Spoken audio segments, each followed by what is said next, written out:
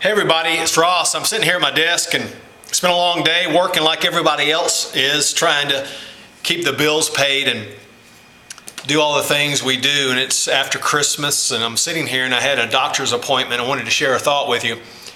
And I'm usually an upbeat person.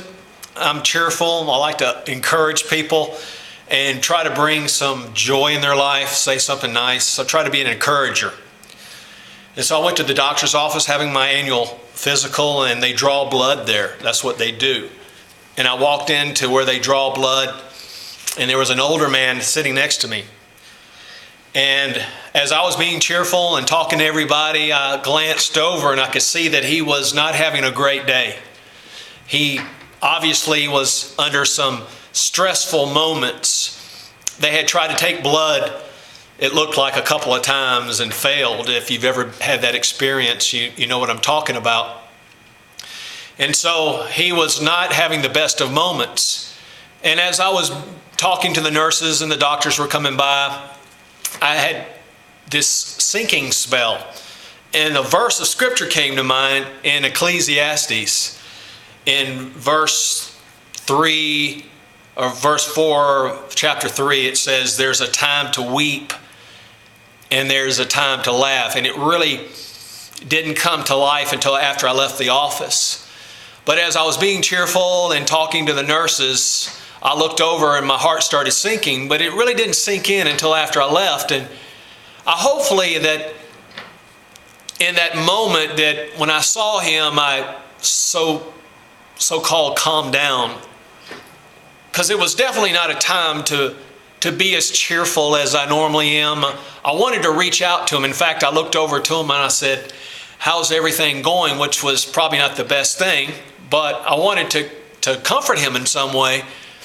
And I just smiled, and it was really nothing I could do. In fact, they called in another nurse to come take his blood, and I think she had a difficult time. They took my blood with one shot. It was just take it, 3 tubes, and it was gone. And I was up and went to the other room. And so after I left the office, I told the nurse that I was feeling sorry for him, and my heart went out to him, and she said, yeah, he was having a tough day. So hopefully I was sensitive to that problem that was happening, and more specifically to that man. And as I came home, this verse of scripture came to life. The whole chapter is phenomenal. There's a time to throw stones, there's a time to gather stones, there's a time to weep, and there's a time to laugh.